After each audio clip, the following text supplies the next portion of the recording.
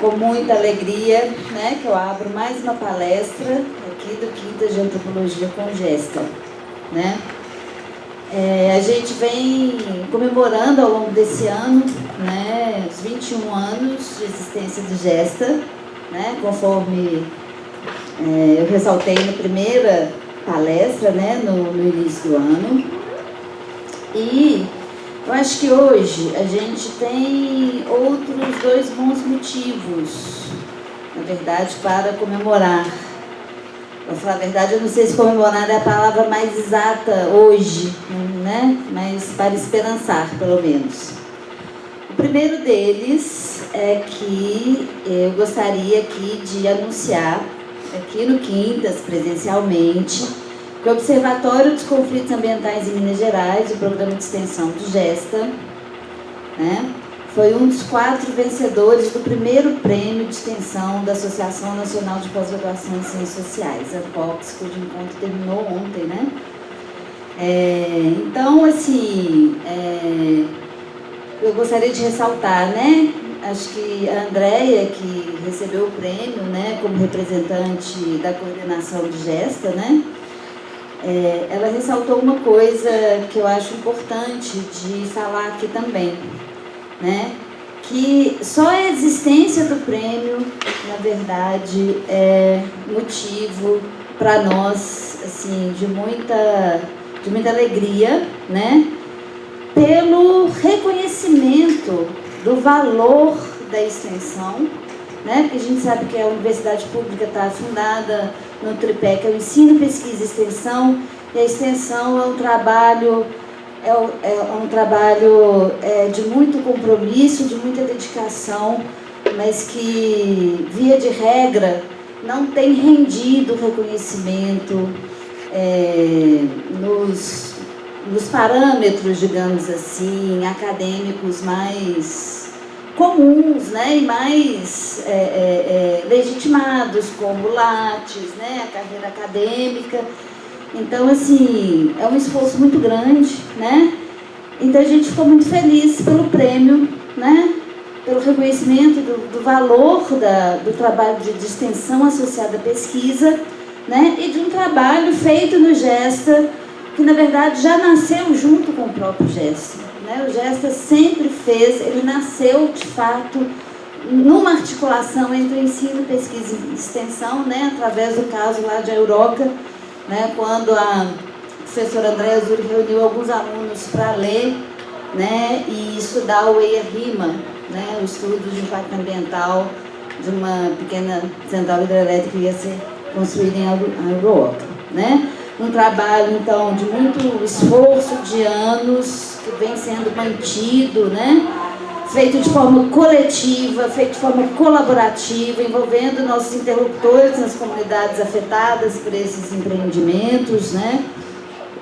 Pela mineração, pelos desastres, envolvendo também parceiros acadêmicos importantes, como o NIISA da Unimontes, o NINJA da Universidade Federal, né, de São João del Rei, e também, na verdade, gerações e gerações de alunas e alunos, entre os quais a professora Raquel Oliveira, Marcos Zuccarelli, né, que são pesquisadores reconhecidos, né? Então, assim, e eu queria ressaltar isso aqui porque eu acho, na verdade, vou fazer uma confidência, acho que eu já comentei isso dentro do Gesta, né? Acho que uma das coisas que me chamou para a academia, quando eu estava no Ministério Público Federal, né, eu trabalhava como antropóloga no Ministério Público Federal, foi justamente um dia que eu estava numa reunião em que estava presente a Andréia, acho que o Marcos também, né? E ela comentou de uma aula em que os alunos tinham ido assistir uma audiência pública do Copan. Né? Eu falei assim, nossa, mas então isso existe na universidade? Não é possível ensinar dessa forma, né? Então eu queria ressaltar a importância da extensão, não só para a pesquisa, que é fundamental, pelo menos, né, na produção de conhecimento que o Gesta faz, a extensão é fundamental, o compromisso, né, com os atores, com as comunidades é fundamental, mas também na formação dos estudantes e das estudantes, né? enquanto profissionais éticos comprometidos com a produção de um conhecimento rigoroso, ético e socialmente responsável, né? Porque a extensão, na verdade, coloca, por exemplo, o estudante, o iniciante na pesquisa, por exemplo, né, que pode fazer simplesmente pesquisa sem extensão, em contexto situado em que ele é chamado a pensar acerca da sua atuação, em que ele não pode atuar, na verdade, sem refletir, né, sobre o que ele está fazendo, aonde ele está, com quem ele está se articulando, né? Enfim, então esse é o primeiro motivo, né? O segundo motivo é por termos aqui hoje um convidado muito especial, né? Que tem sido um interlocutor importante para o Gesta, né? Um interlocutor perspicaz, corajoso, dedicado, um brilhante pesquisador, Rafael Costa, né? Rafael Costa é graduado em turismo pela Pontifícia Universidade Católica, mestre em Sociologia pela Faculdade de Economia da Universidade Coimbra, né, e doutor em Antropologia aqui pela Universidade Federal de Minas Gerais, foi, né, aluno aqui do PPGAM, né, tendo defendido sua tese em 2021, ano passado, né, sob orientação da professora Andréa Zuri. Na tese Navegar o Xingu, Navegar o Poder, um estudo autoetnográfico das práticas de consultoria no contexto do licenciamento ambiental da barragem de Belo Monte, na Amazônia, o autor empreende uma corajosa autoetnografia acerca de sua experiência como consultor ambiental no licenciamento da usina hidrelétrica de Belo Monte, tema de extrema relevância no contexto atual. É uma tese que foi considerada inovadora por sua proposta metodológica, foi executada com extrema competência. Eu posso dizer porque eu fui parte da banca, eu li direitinho. Que se destacou pela construção teórica e analítica, tendo resultado em uma densa e inédita etnografia das hierarquias, das condutas e engajamentos constitutivos das consultorias ambientais de grandes projetos. Um trabalho que certamente iluminará não apenas este debate, mas futuros debates e reflexões acerca do lugar da antropologia e das ciências sociais nesse campo de atuação. Não por acaso, o Rafael teve a tese dele indicada pelo PPGAM para 2 prêmios nacionais, que foi o prêmio da Ampox e o da CAPES. Então, Rafael, agradecer aqui sua disponibilidade para estar aqui com a gente e continuar essa interlocução.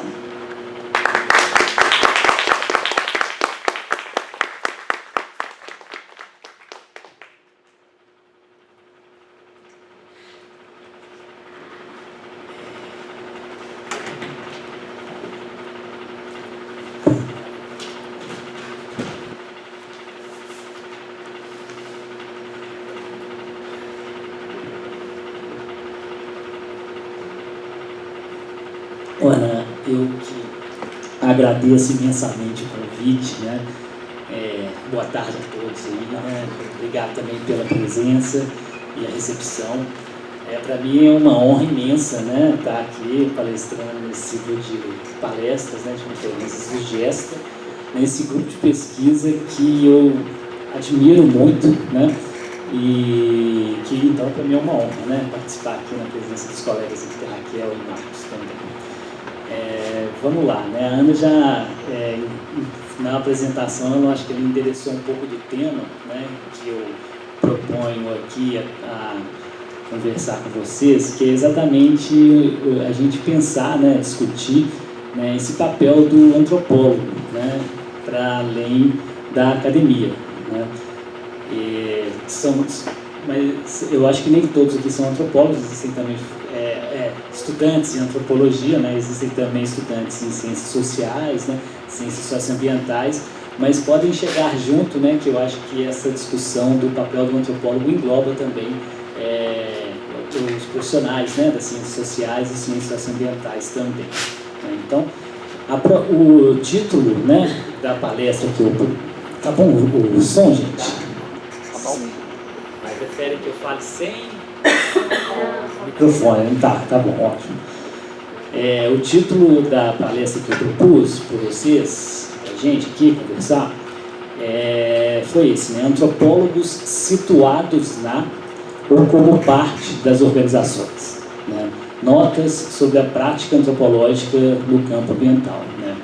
E como eu falei, essa palestra ela tem o objetivo de pensar um pouco sobre os desafios da atuação profissional do antropólogo mais além da academia, né? Especialmente no contexto do licenciamento ambiental de projetos industriais e de infraestrutura, né? E na proximidade que essa atuação estabelece com, na verdade, a proximidade que essa atuação exige, né, do antropólogo com populações indígenas e povos tradicionais, né, que muitas vezes sofrem os efeitos e os danos sociais e ambientais desses empreendimentos, né. Eu falo da exigência dessa proximidade um pouco para contextualizar, né, a antropologia na sua história, né. Na história da antropologia brasileira, mais especificamente, né, há uma preocupação recorrente em torno de como a disciplina pode contribuir para a garantia de direitos de povos indígenas e comunidades tradicionais, né. A nossa formação ela acaba por nos tornar profissionais versados sobre formas de organização política, social, econômica, religiosa e ecológica de grupos indígenas, né, comunidades ribeirinhas, comunidades quilombolas, campesinas, etc., né? E os antropólogos são quem geralmente assumem o papel de especialistas, né, na administração de procedimentos técnicos legais orientados para a proteção dos modos de vida e das formas de autonomia desses grupos, né? A Ana está aqui do lado, a experiência dela no Ministério Público Federal pode falar muito sobre isso, né? Então, quais processos técnicos legais eu estou me referenciando? Sejam esses processos ligados à regularização fundiária, né, ou demarcação de terras indígenas e quilombolas, né, processos orientados para a garantia de programas de ensino e educação culturalmente diferenciados, né, que respeitem a língua materna e processos próprios de aprendizagem desses grupos, né, entre outros processos, né. O antropólogo, quando atua nesse campo, ele assume esse papel de expert, né, de especialista, né. E no caso da política do licenciamento ambiental, esse movimento é também característico, né. Hoje em dia, né, os antropólogos alcançaram papéis decisivos na administração de estudos de impacto ambiental do componente indígena e quilombola, né, que são estudos requeridos por essas políticas do licenciamento, né. Os antropólogos assumiram papéis decisivos no gerenciamento de procedimentos e proposição de metodologias para garantir o direito à consulta livre, prévia e informada, né, de grupos e povos tradicionais afetados por grandes empreendimentos, né, seguindo aí a Convenção 69 da OIT, da Organização Mundial do Trabalho, e também assumiram papéis decisivos na administração de medidas de reparação de danos causados por grandes empreendimentos, né. Então, nesse contexto, né, muitas pesquisas recentes, na realidade, né, têm se dedicado a etnografar o cotidiano da atuação dos antropólogos nesses campos, né. Eu posso fazer referência a algumas dessas pesquisas, né. Eu trouxe aqui 2 livros, um deles é da Marina Velker, que é uma antropóloga que fez uma etnografia de gestores em responsabilidade social dentro de uma mineradora estadunidense, né, que é a Newmont, né, que atuava na Indonésia nesse estudo. Ela seguiu esses gestores Enacting the Corporation, só tem em inglês, né? Enacting the Corporation seria como um título de representando a corporação. Ela se dedica a conhecer como esses gestores de responsabilidade social dentro da mineradora, entre eles antropólogos também, né, representam a corporação no seu cotidiano, diferentemente de uma ideia centrada que a gente vê a corporação como uma instituição unicamente dedicada a gerar lucro, né, a gerar lucro para os seus acionistas. Ela seguindo esses gestores de responsabilidade social, ela vê que não, existem outras formas de representação dentro das corporações que ela se dedica a etnografar, né? E é isso um pouco que eu vou falar aqui também com vocês, né?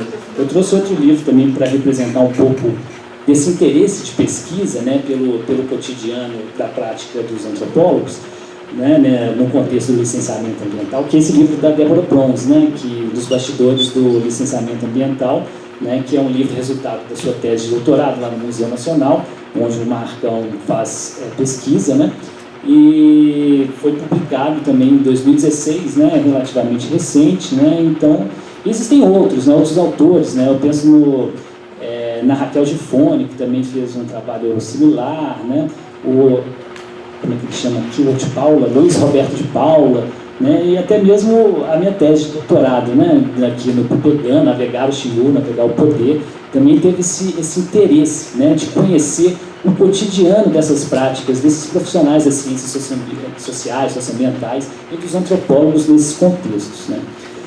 E aí, gente, eu analisando essas pesquisas, né, eu queria fazer um comentário, né, aqui com vocês de um aspecto que eu considerei comum em todos esses trabalhos, sabe? Não é um aspecto tão bom da gente defrontar, mas da gente problematizar, de certa forma. Que entre os diagnósticos apresentados nessas pesquisas sobre o cotidiano dos antropólogos no licenciamento ambiental, eu arrisco afirmar que todos eles, de forma mais direta ou não, ele demarca uma condição do trabalho do antropólogo nesse campo, né? Que é uma condição de desvantagem, né? De inferioridade estrutural dos profissionais da antropologia dentro do contexto ideológico mais amplo que governa as interações sociais no campo do licenciamento. Né? Mas o que eu estou chamando aqui de contexto ideológico? Né? E como essa condição de desvantagem do antropólogo é assumida, né? Ou mais precisamente, qual seria o papel desse contexto, né, na governação das relações interpessoais ou das interações sociais no campo do licenciamento. Né? E aqui talvez valha a pena uma explicação. Né? Essa expressão contexto ideológico é pensada a partir de uma leitura que eu fiz recentemente de um texto do antropólogo Eric Wolff, que se chama Ideia e Poder, né, publicado num livro que chama Caminhos do Poder. Eu acho que, eu não sei se tem tradução para português, mas é Pathways of Power, né? E nesse texto, o Wolff, ele faz uma distinção entre os termos ideia e ideologia, né? E para o Wolff, né, o termo ideias, de forma mais geral, seriam toda a gama de construções mentais manifestadas em representações públicas e que povoam todos os domínios humanos. Né? A ideia, então, seria a gama de construções mentais manifestadas em representações públicas e que povoam, né, todos os domínios humanos. No entanto, para o autor, né, para o Wolff, as ideias, elas não flutuam ou povoam os domínios humanos indiferentemente, né, pois existem determinadas ideias que são mais carregadas de energia, né, mais estratégicas e mais poderosas que outras, né, e que, por assim ser, né, são muito mais propícias para ditar como o mundo deve ser compreendido ou não, né, como o mundo deve ser representado ou não, como o mundo deve ser visto, percebido pelas pessoas. Né. E é nesse momento, né, em que determinadas ideias se tornam mais carregadas de energia e poder para ditar as formas de representação do mundo, né, é que as ideias se tornam ideologias. Né. Então, para o Wolff, quando determinadas ideias se tornam mais carregadas de poder, é isso que ele está denominando de ideologia. Né. Então, assim, a partir dessa leitura rápida aqui, né, do texto do Wolff, aquilo que eu estou considerando como o campo ideológico do licenciamento, parte do princípio que esse campo é governado por determinadas ideias que são mais poderosas que outras, né? Ou seja, são mais aderentes ou têm mais facilidade para circular que outras ideias, né? E por assim ser, né, ele tem mais capacidade para ditar como as coisas devem ser compreendidas, ditas e feitas no cotidiano do licenciamento ambiental. Então, nesse sentido, eu quero afirmar que aqui com vocês é que o campo do licenciamento ambiental é permeado por ideias que são mais carregadas de energia para ditar a prática dos profissionais que ingressam nesse campo, né? E quais seriam essas ideologias do licenciamento? Existem muitas, né? Vou tentar passar por algumas aqui com vocês, mas a primeira seria a ideia inaugurada pela teoria da modernização ecológica, né? Que essa teoria, ela defende que empreendimentos industriais ou de infraestrutura podem ser viabilizados do ponto de vista ambiental, né, desde que sejam adotados ou colocados em prática uma série de aparatos tecnológicos de gestão ambiental desses empreendimentos. Ou seja, desde que sejam criados uma série de inovações técnicas capazes de conter os danos ou os efeitos ambientais e sociais desses empreendimentos. Eu não quero entrar nos pormenores da origem dessa teoria da modernização ecológica, mas eu posso dizer que trata-se de uma ideia forjada por economistas liberais nas décadas de 80 e 90, numa época de forte expansão das corporações a nível mundial, né, mas também marcada por grandes desastres da indústria, né, como o desastre de uma fábrica produtora de pesticida na cidade de Bhopal, né, de uma corporação transnacional chamada Union Carbide, né, que provocou o vazamento de produtos químicos matando milhares de pessoas, né. Então essa teoria da modernização ecológica foi forjada nesse tempo, né, nesse tempo de desastres, né, e que também foi acompanhado por um processo forte de oposição de movimentos ambientalistas e movimentos anti-globalização, né, que denunciavam exatamente o avanço dessas corporações e o crescimento desses episódios desastrosos que a gente vê no capitalismo, né? Ou seja, a ideia da modernização ecológica foi uma teoria muito bem pensada por economistas liberais numa época de crise, da expansão do capital, né? Enfim, mas o que eu quero afirmar aqui, voltando um pouco para o licenciamento, é que o cotidiano da prática do licenciamento ambiental existe todo um sistema prescritivo de comportamento que conecta as falas e os gestos também das pessoas, dos profissionais que adentram nesse campo, a essa ideia da modernização ecológica, né, a qual defende a viabilização ambiental dos empreendimentos, desde que sejam colocados, né, em prática esses processos técnicos inovadores, né. Essa ideia é tão carregada de poder que é muito difícil, nos espaços internos das organizações que lidam com o licenciamento, é muito difícil contrariar essa ideia, né? Ou seja, é muito difícil contestar essa ideia no cotidiano das instituições que lidam com o licenciamento. E aqui eu estou me referindo às instituições, tanto aquelas que estão no Estado, né, Secretarias Municipais de Meio Ambiente, né, o IBAMA, a FEAM, né, que lida com o licenciamento mais diretamente, mas também nos espaços dos departamentos de meio ambiente, das corporações, que são também quem colocam em prática muitos desses procedimentos, né, de gestão ambiental empresarial. Um exemplo a gente pode ter, ele é expresso nessa categoria de risco, né. Hoje, no licenciamento ambiental, em muitos procedimentos de gestão ambiental empresarial, todos os danos ou os efeitos causados pelos empreendimentos ao meio ambiente e às populações tendem a ser descritos ou englobados a partir nessa categoria mais ampla de risco, né? Assim, todas as violências, né, ao meio ambiente e às populações afetadas por esses empreendimentos, ou todas as formas de expropriação de territórios e modos de vida, são tratados como risco, né? No cotidiano do licenciamento ambiental, né, uma coisa que eu aprendi assim, é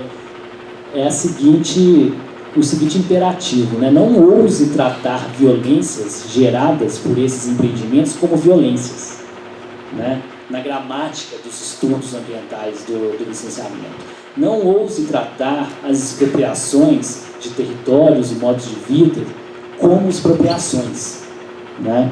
Por quê? A chance de algum profissional do licenciamento ambiental torcer o nariz, ou desdenhar, ou reagir com indiferença a quem está enfatizando essas violências, essas formas de violência e essas expropriações, é muito alta, né? Porque nas atitudes, né, cotidianas das pessoas, né, que ocupam esse campo, né, Por que elas são, porque de fato elas adotam as atitudes de indiferença, né, de torcer o nariz, desdenhar para quem enfatiza essas questões, violências e expropriações?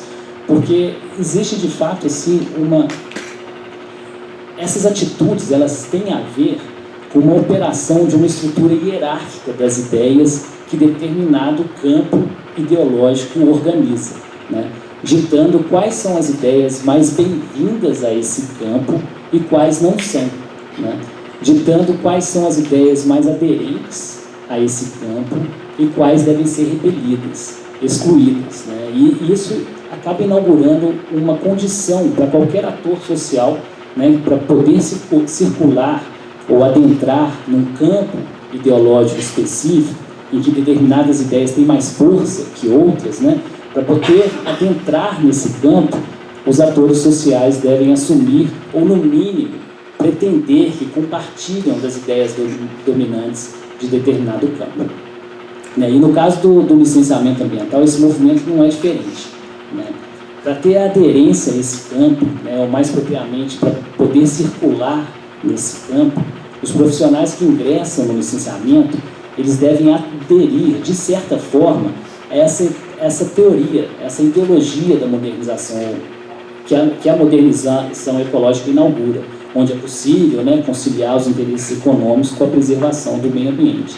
E voltando à categoria do risco, né, que eu mencionei, o tratamento das violências e expropriações que os empreendimentos causam a partir dessa ideia de risco, né, não é nada mais que uma forma de aderir a essa ideologia da modernização ecológica, uma vez que trata-se de um vocabulário, né, que aproxima a prática propriamente dita desses profissionais ao campo instrumental que a teoria da modernização ecológica inaugura.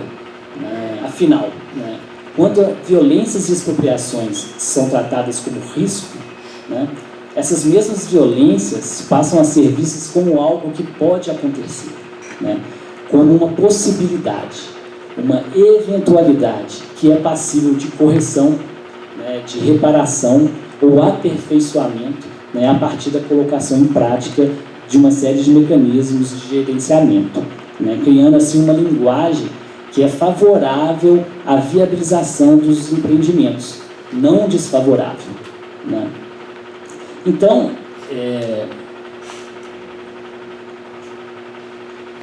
a minha questão que eu coloco aqui hoje para a gente pensar diante desse quadro, né, em que determinadas ideias são tão poderosas a ponto de ditar os desdobramentos das práticas sociais, né? Pensando no campo específico do licenciamento ambiental, a minha questão é a seguinte, como reagir a essas determinações ideológicas do campo do licenciamento, especificamente, quando se pretende exatamente enfatizar as violências diversas e as formas de expropriação em particular, né, que esses empreendimentos geram sobre modos de vida de povos e comunidades tradicionais. Né? E aqui eu quero lembrar de uma outra lição do Eric Wolff, antes de fazer um comentário sobre exemplos práticos, né, dessa atuação do antropólogo nesse campo. Né? O Wolff, ele fala que nada no nosso mundo pode ser comunicado sem adesão a determinada linguagem ou as propriedades formais da linguagem que são compartilhadas entre os sujeitos de uma interlocução. Né? Por um lado, existe essa questão, né, essa condição. A gente não se comunica sem um repertório mínimo de signos e códigos compartilhados entre as pessoas. Né? No entanto, por outro lado, né, a interlocução entre dois atores nunca esconde a diferença ou a variação da postura que cada sujeito defende ou pronuncia em seus atos comunicativos. Né? E de acordo com Wolff, a tarefa do etnógrafo seria exatamente reunir os diferentes posicionamentos feitos entre os sujeitos de uma interlocução e notar a sua congruência ou a sua disjunção em relação àquilo que está posto pela linguagem. Né? Assim, a tarefa do etnógrafo seria testar a congruência ou a variação desses pronunciamentos e, sobretudo, imaginar o que essa variação ou essa diferença poderia vir a ser, né? Eu estou pensando aqui, né, agora eu vou tentar dar um exemplo etnográfico, né, para tentar compreender um pouco essa lição do Wolff, né, para se pensar a condição do antropólogo nesse contexto dos licenciamentos, né, pensando em como o antropólogo, a partir de várias determinações sociais desse campo ideológico, né, dessas ideias mais poderosas que outras, né, dentro dos ambientes que ele circula, que tipo de variação, que tipo de diferença, né, ele pode inaugurar, mesmo com tantas forças, né, sociais que coagem a sua ação nesse campo a essas ideias que estão postas, que estão colocadas, né. E eu queria começar com um exemplo, né, da minha experiência, um exemplo autoetnográfico, né, que eu trato lá na tese, né, e que também eu encontrei recentemente, uma leitura recente, que a Marina Velker também detalha algo muito parecido no livro dela, Left in the Corporation. Quando eu comecei a trabalhar em empresas de consultoria ambiental, que conduzem uma série de estudos e programas ambientais do licenciamento, né, eu possuía o hábito de escrever notas técnicas de circulação interna entre as equipes da consultoria, e nessas notas eu caracterizava cenários de não cumprimento de condicionantes ambientais como violação de direitos de comunidades atingidas. Eu usava esse termo, né? Olha, esse é um cenário claro de violação de direitos das comunidades atingidas. Eu lembro de uma nota específica, né, em que eu tratava esses episódios como violação de direitos, dizia respeito à não indenização de trabalhadores rurais que perderam seus postos de trabalho em decorrência do processo de aquisição de terras para dar lugar ao empreendimento, né? Então, esses trabalhadores rurais perderam seus postos de trabalho, uma vez que as suas propriedades onde eles trabalhavam passaram a não mais existir, né? E eles não foram indenizados por isso, né? E eu descrevi esse cenário como um abuso, uma violação de direitos por parte dos empreendedores com relação aos trabalhadores. No entanto, né, após eu perceber que esse idioma de abuso, violação de direitos causava muito incômodo entre alguns dos meus colegas consultores ambientais, e também após perceber que a minha nota técnica, né, não estava gerando o impacto, o efeito que eu pretendia, né, eu passei a descrever aquele cenário, né, a partir de uma linguagem mais alinhada ao vocabulário tosco dos negócios, né, essa linguagem do business, né. Então, a fim de aderir, eu fiz, de certa forma, uma aderência a essas ideias, a esse vocabulário, essa linguagem dominante do campo do licenciamento, né? E a fim de aderir a essa linguagem, eu abandonei a expressão violação de direitos e eu passei a utilizar em seu lugar a expressão comprometimento do licenciamento ambiental, né? Para comunicar exatamente a não indenização dos trabalhadores. Eu falava, olha, isso está comprometendo, esse cenário está comprometendo o licenciamento, né? Então, por quê, né? Porque quando se fala em comprometimento do licenciamento ambiental, você coloca em risco o fluxo de investimento do capital, né? A última coisa que acionistas de setores industriais e de infraestrutura querem é que seus investimentos fiquem paralisados, né? E por conta de entraves do licenciamento, né, na expressão que é usualmente usada aí, né, por empreendedores, né, eles não querem que os investimentos, né, feitos naqueles empreendimentos fiquem paralisados, né, gerem entraves, né, o que eles consideram os entraves do licenciamento. Por exemplo, a construção de uma usina hidrelétrica, né, é objeto de muito investimento. Né, os acionistas pretendem recuperar esse investimento em que, a partir do momento que essa usina passa a operar e gerar energia, né? E essa dinâmica que acontece com muitos outros empreendimentos minerários, etc. Né? Então, quando eu falava em comprometimento do licenciamento ambiental, eu queria fazer uso dessa linguagem tosca, né, dos negócios, né? Mas não para aderir a ela pura e simplesmente, né, mas para comunicar questões éticas vinculadas à defesa de direitos humanos, né?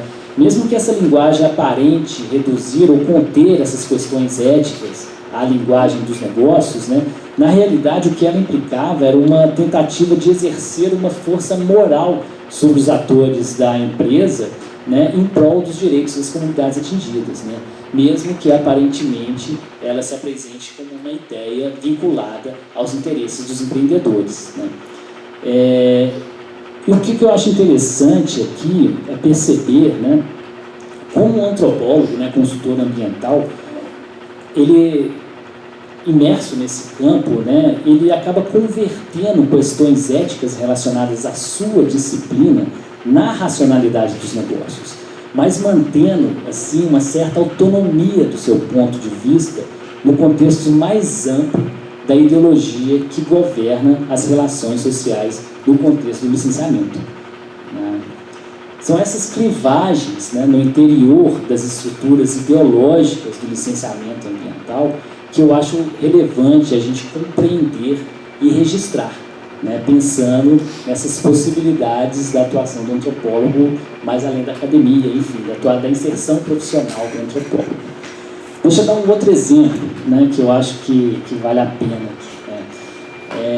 Outro exemplo eu coletei assim, com uma antropóloga que trabalhava no departamento de licenciamento ambiental da FUNAI, né, analisando estudos e programas ambientais direcionados, né, a mitigar ou compensar os efeitos sociais dos empreendimentos sobre terras indígenas. Né.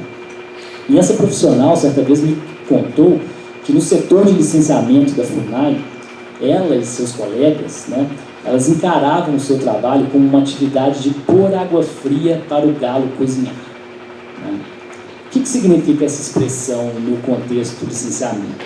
Né. Na perspectiva ideológica que guia, né, a prática do licenciamento, suportada pela ideia poderosa de que os empreendimentos são viáveis, né, desde um ponto de vista ambiental, a partir da colocação em prática desses aparatos tecnológicos, né, existe também a ideia de que esse processo de viabilização dos empreendimentos aconteça no tempo economicamente viável. Né? Ou seja, os procedimentos de licenciamento ambiental eles têm que ser rápidos, céleres, né, de modo que não atrasem o retorno dos investimentos que determinados acionistas fizeram no setor. Conforme eu mencionei, né, a construção de uma hidrelétrica, por exemplo, é objeto de muito investimento, e os acionistas que fazem esses investimentos prevêem a recuperação desses investimentos enquanto a hidrelétrica passa a operar. Né? E não é à toa que muitas das demandas hoje do empresariado, né, ao exigirem a flexibilização do licenciamento ambiental, demandam celeridade desse processo. Né? Isso faz com que a prática do licenciamento opere numa temporalidade que é definida pelo mercado financeiro, né? E não pelas comunidades, não pelas demandas das comunidades ou do meio ambiente. Né? O licenciamento ele deve ser operado no tempo economicamente viável dos investimentos financeiros, né? Não no tempo das pessoas afetadas por esses investimentos. Né? Então, nesse contexto, quando essa equipe de antropólogos da FUNAI, né, concebe a sua prática do licenciamento como o ato de pôr água fria para o galo cozinhar, né, o que eles querem é subverter essa temporalidade corrosiva do mercado financeiro que dita o ritmo do licenciamento, né, na tentativa de resgatar o tempo e o espaço das comunidades nesse processo. Né. Então, ou seja, né, o que significa... Alguém já cozinhou galo aqui, né? A carne do galo é uma carne dura, né? E a água fria só vai tardar o seu cozimento, né? Então, a água fria no licenciamento quer tardar esse processo meramente econômico do licenciamento, né? Esse processo célebre, rápido, tendo em vista o retorno de investimentos que os acionistas fazem em determinados empreendimentos, né? A água fria quer tardar esse processo meramente econômico na tentativa de dar conta de toda a complexidade ambiental dos empreendimentos ou na tentativa de definir o tempo necessário que o licenciamento deveria ter desde o ponto de vista das comunidades, né? Para que elas possam, nesse tempo delas, né, compreender e opinar sobre os empreendimentos, né? Distanciando assim do tempo ditado pelo mercado financeiro, né? Eu quis dar esses dois exemplos assim, que mesmo, né, dominados por determinadas ideias e dominados por determinadas ideologias, existe um certo processo de resposta social a essas forças, né, em operação nesse campo ideológico do licenciamento, que é mobilizado pelos antropólogos, os cientistas sociais que adentram nesse campo, né, a partir da própria leitura, né, que esses antropólogos fazem, né, dessas forças em operação, né, no interior desses processos, né. Então, diante desses dois exemplos, o que eu quero chamar a atenção é para a forma como a prática dos antropólogos no licenciamento ela pode ser marcada por uma diferença, uma variação dentro do campo ideológico do licenciamento. Essa diferença ou essa variação não se dá com as mesmas forças das ideologias do licenciamento, né? O que coloca os antropólogos, né, cientistas sociais, etc., numa posição de desvantagem ou inferioridade estrutural em relação às outras ideias que estão sendo colocadas aqui. Mas isso não impede que esses profissionais elaborem uma série de respostas ou pequenos atos, né, contrário às ideias mais poderosas desse campo, né, e sem, contudo, não deixar de considerá-las, né.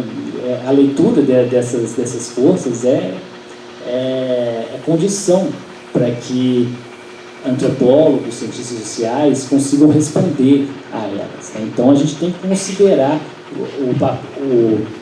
a atuação dessas ideologias, né, a atuação dessas forças sociais no campo que a gente está atuando, né. Ou seja, né,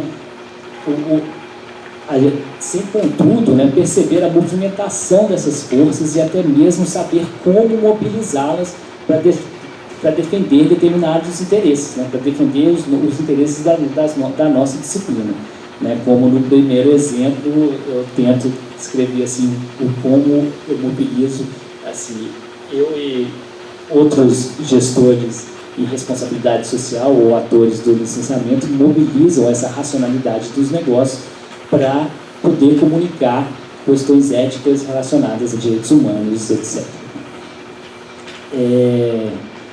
É certo, né, que essas formas de variação, né, de diferença, nem sempre são possíveis ou geram os efeitos que tanto esperamos, né, como eventualmente barrar os investimentos em determinados empreendimentos em favor, né, dos direitos de povos e comunidades tradicionais, né.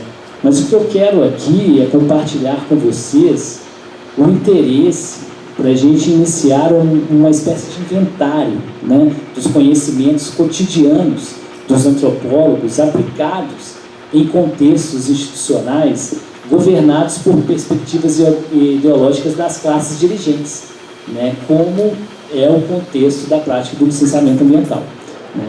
Eu fico pensando na necessidade de publicizar esses conhecimentos cotidianos, sabe, dos antropólogos, para a gente passar a nos reconhecer como profissionais situados nessas organizações, né, e não como parte delas, né, profissionais situados nessas organizações dominadas por determinadas perspectivas ideológicas das elites, né, e não como parte delas, né.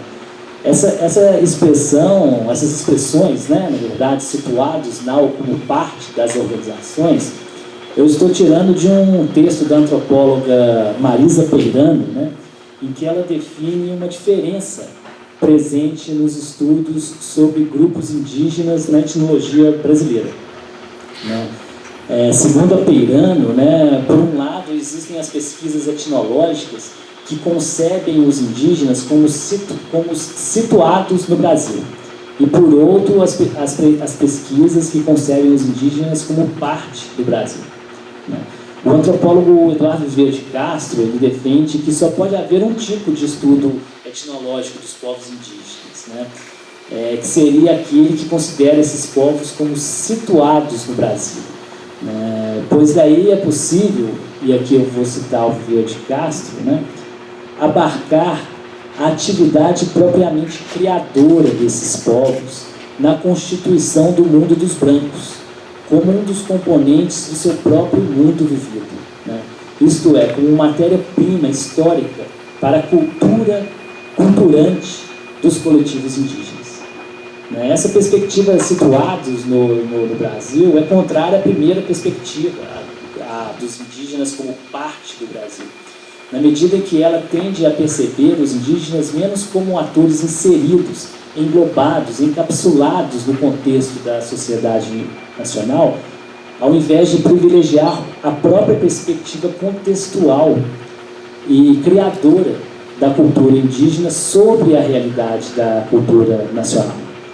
Então, fazendo uma analogia aqui, para a gente terminar, fazendo uma analogia com o texto do Vieira de Castro, eu acho que a gente precisa fortalecer essa ideia dos antropólogos situados nas organizações, de modo a passar a questionar qual seria o contexto da cultura antropológica que é levado para o interior dessas organizações e como essa perspectiva fricciona o mundo corporativo com elementos da nossa própria disciplina.